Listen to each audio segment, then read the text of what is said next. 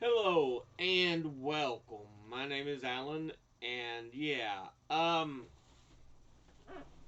we are going to be doing a video here talking about what's probably one of the biggest things there is at the moment. That being the protests trying to stop or voicing the discontent with the genocide using our money and weapons. One of the things I watched was I watch a lot of Breaking Points. Sagar, Crystal, they do a great job when talking about uh, news and events and everything. So, often watching. Uh, Sagar did a monologue on the protest and everything else that puts us into a feeling of being on the same road in 2024 that we was on in 1968. And for those who aren't aware, 1968 is often considered perhaps the worst year of the last century. So, because so many horrible things happened. But let's go ahead and play the video. We'll watch this together here. Politics historical analogies are stretched too thin. They don't even mean anything. How every time that we need to fund a foreign war, it's Munich in 1938. Or every time a new election, it's the most important election of our lifetime. It's recapturing the spirit of 1776. Most of the time, it doesn't have any relation. And if it does, it's far less related than those people lead you to believe. But with all my cynicism, even I am struck by this recent observation from historian Keith Orahel, who notes, quote, I just can't believe the parallels of 1968. I mean, okay, Colombia has widespread unrest, there's widespread anti-war activism that might be the confidence, but coincidence, but there's a guy named Robert Kennedy running for president, and the DNC is Chicago? Like this is even a bit? To make it even... Yeah. So, you have protests happening on Columbia University in 1968 in 2024. They're both over violent conflicts that we are taking part in. 68, it was the Vietnam War. 2024 is allowing Israel to run unchecked, committing genocide because we're providing them with the means to do so. Robert Kennedy ran for president in 1968, would be assassinated. His son, the actual son of Robert Kennedy Jr., is running for president in 2024. And again, the DNC, there were riots at the DNC in Chicago in 1968. And guess where this year's Democratic National Committee will be held? Chicago! But anyway. Even more eerie, as he notes later on, the original Planet of the Apes movie was released in 1968, and we are, of course, due for our latest in the modern series to be released in this year, 2024. Hype for Planet of the Apes aside, there is something actually very eerie about all of this, even though it's obviously not a one-to-one situation. With 1968, there's a lot of lessons we can still learn from one of the most important years in modern American history. Start with the campus parallel. Exactly 56 years ago, to the day of this monologue, Columbia University was awash with protests over the Vietnam War and what students said were racist policies at the university. Students seized 5 buildings, they took the dean hostage, they refused to vacate, and oh yeah, and their protest happened when? April of 1968. Ours are when? April of 2024.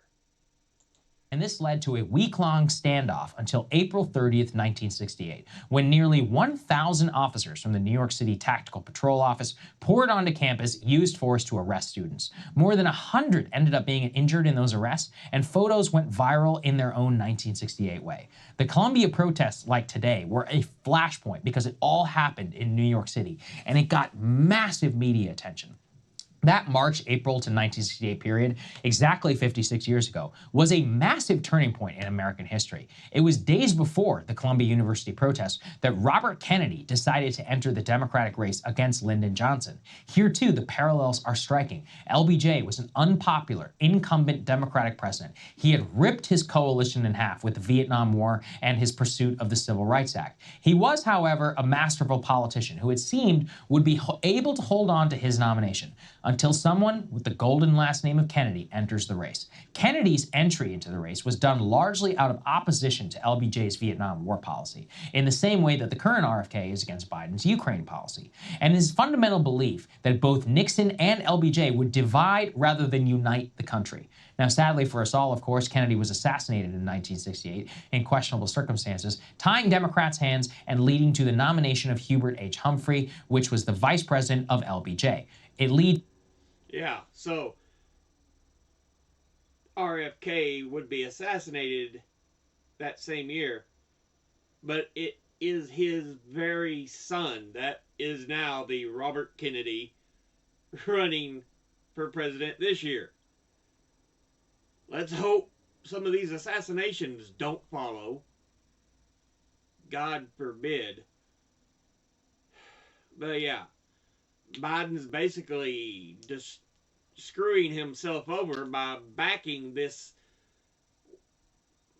wanton genocide by Israel. And, you know, back then, LBJ, Lyndon B. Johnson, you know, he kept us going in the Vietnam War. It's like, and people didn't want it. Just as today, people don't want the genocide that's going on to be tied to our name. Anyway. Leads to the final eerie parallel of 1968, the upcoming Democratic Convention in Chicago, reminding us of the past. Many people know that the 1968 Chicago Convention was violent, but very few actually know the details. The Democratic coalition at that time was a lot like today, completely split on how to handle Vietnam. Their approach to politics was generally that older voters were much more likely to support the Vietnam War and to put their trust in the president, while radical politics had completely overtaken the youth vote. Democratic leaders, they knew this going into the convention, and they had a mission just like Biden has today. Cover up all their differences, squash any protests, and especially against the Johnson faction of the DNC.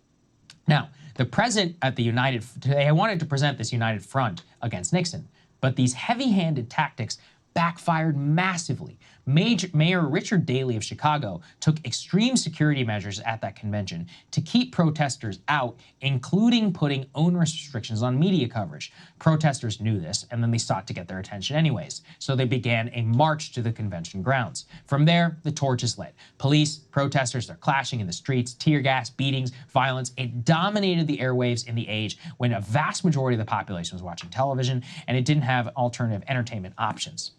What few also remember is this: that 1968 was not just an election between two candidates, it was between three candidates. Here again, the parallels are very eerie. Third-party candidate George Wallace ran on a platform of preserving the Jim Crow regime in the South. It split a critical part of the Democratic coalition from Hubert Humphrey. The subsequent vote results show us that Richard Nixon won 301 electoral votes, but with just 43% of the popular vote. Hubert Humphrey got 191 electoral votes, but he got 42.7. George Wallace carried 46 electoral votes, 13% of the overall vote. Take a look here at the most recent poll of RFK Jr. in a lineup against Biden and Trump, and you see RFK Jr. is projected to get exactly 13% of the vote right now. much like that Wallace campaign in 1968. Now, have I shoehorned a few things in here to fit my story? Yes, absolutely. Are things as bad today as they were in 1968? No, thank God. At least for now, thousands of American servicemen remain safe and not on the front line in an active and unwinnable war.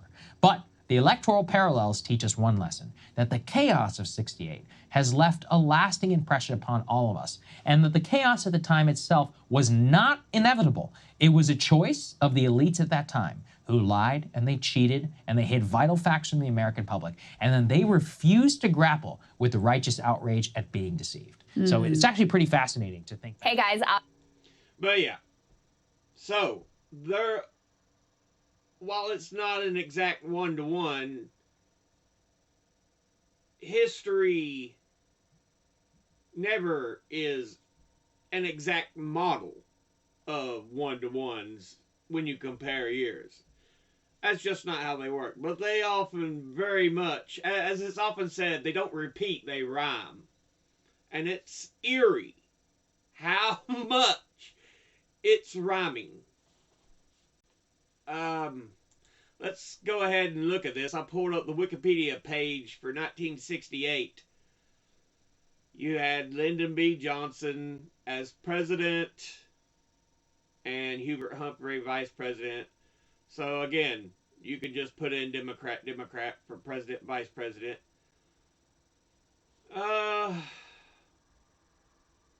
The House is a bit different.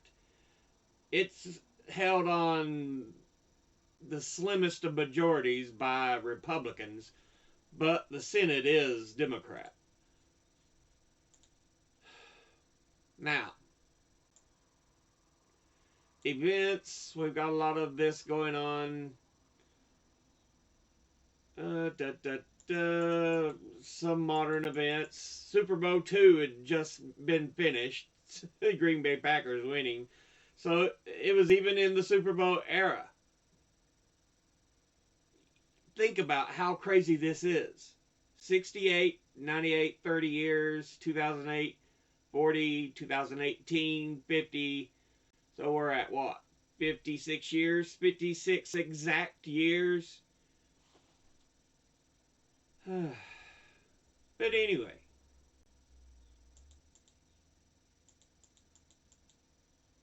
There's so much going on.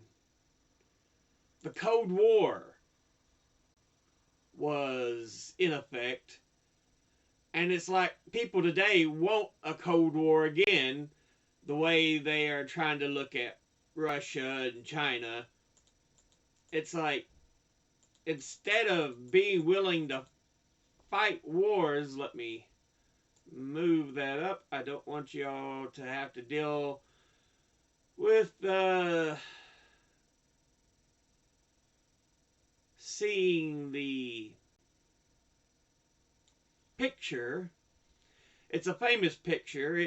I shouldn't have to, try to censor it, but the way certain groups are with certain things, yeah, we'll move you over. Anyway, it's the famous picture from Vietnam where there's an execution of a man by an authority member from the other half during the split of the Vietnam War.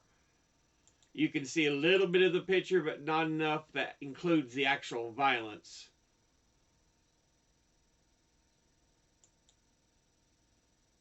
But yeah.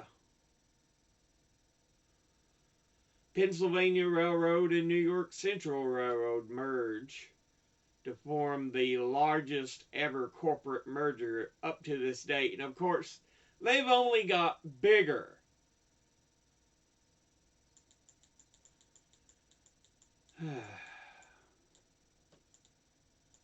But yeah. The number of strikes going on, hey, there has been more interest and more growth in unions today than there has been in years. So, yeah. And this was the Memphis sanitation strike provoked by the crushing to death of 2 workers. So, yeah.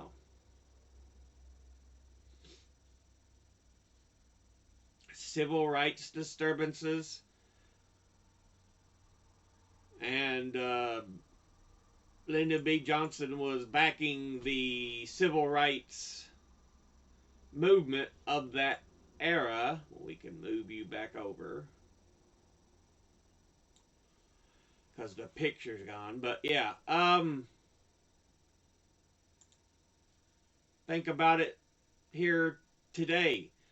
Over the last couple years, there was so much hate against people that were in the Black Lives Matter protest. Again, very similar. But yeah.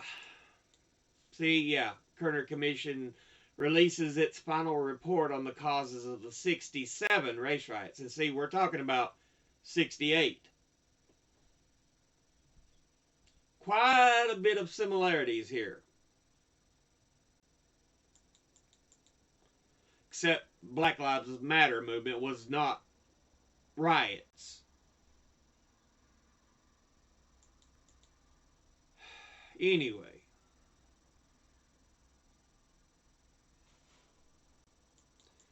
There is so many crazy parallels.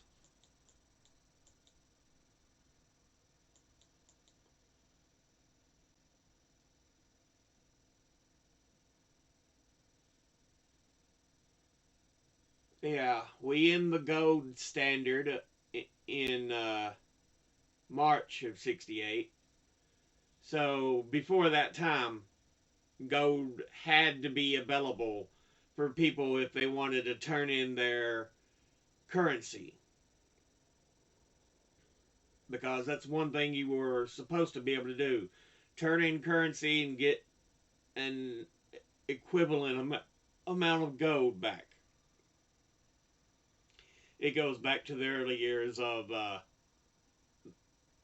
the country when it was trying to set up its economy and everything. So everything was, of course, based on gold, the gold standard. So yeah.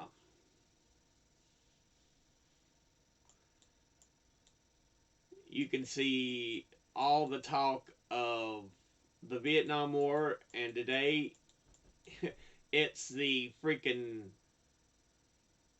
protest against the Israel government.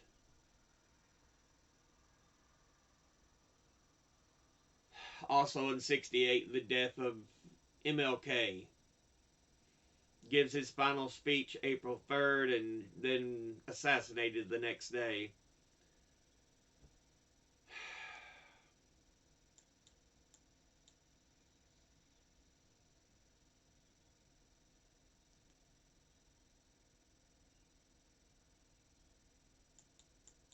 Oh. Tried to jump on me. Anyway. Yeah. There is so many similarities. It is kind of ridiculous. But, like I said, fortunately, we haven't had the assassinations that also plagued 68. Thank goodness.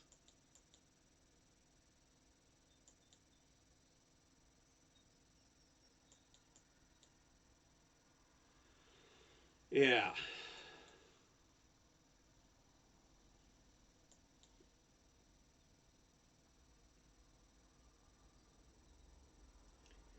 It's insane.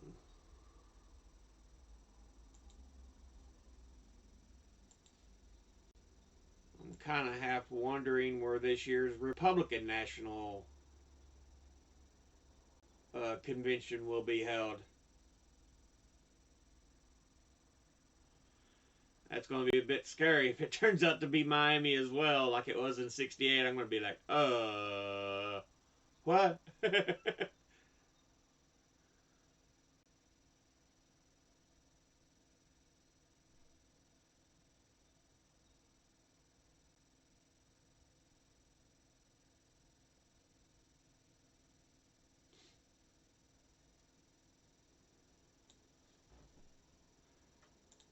do this.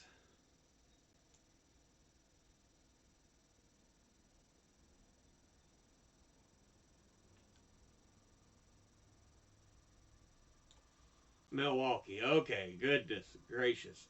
I'm glad it wasn't Miami. I'd been too eerie if it was, so.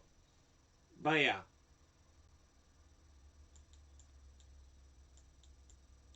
Like I said already, though, there's been so many weird similarities.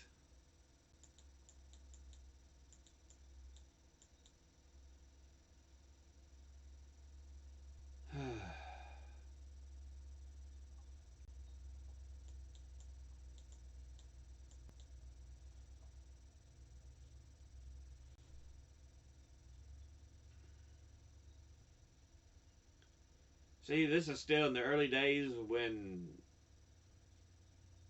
some universities and other things didn't treat women the same as men. We're talking, Yale University just in that year announced it would allow admit women to the university. So it's like, geez.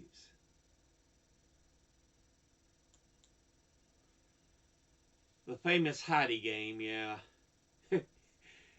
NBC cut off the final minute of 5 of the ball game between the Raiders and Jets, because it looked like, that's the end of the game. There ain't gonna be no. There was a score in the last minute 5 that changed the score.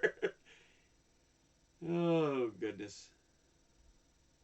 Yeah, Oakland, the Raiders trailed 32-29,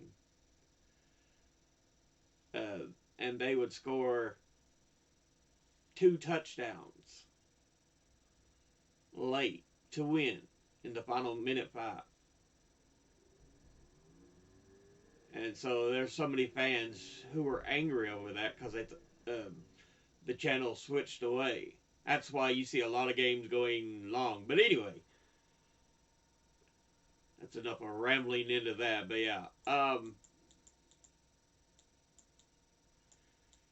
yeah, I kind of wanted to talk about that. How similar these 2 years are. It's kind of frightening.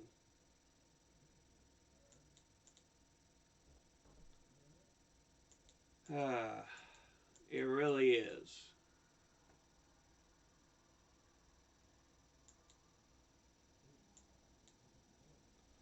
Cold War, space race, Vietnam War. It's crazy. It really is.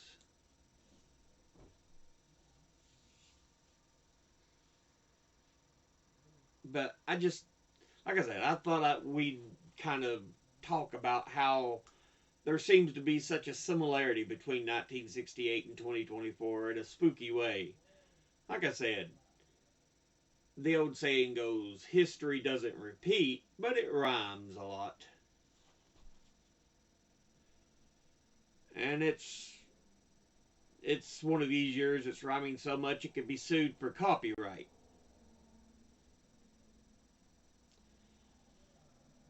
But anyway, that'll be the end of the episode. As always, educate thyself, think, read, study, learn. Someone tells you something you have trouble believing, ask them to cite their sources. I'll be putting these 2 links in the description box below the video.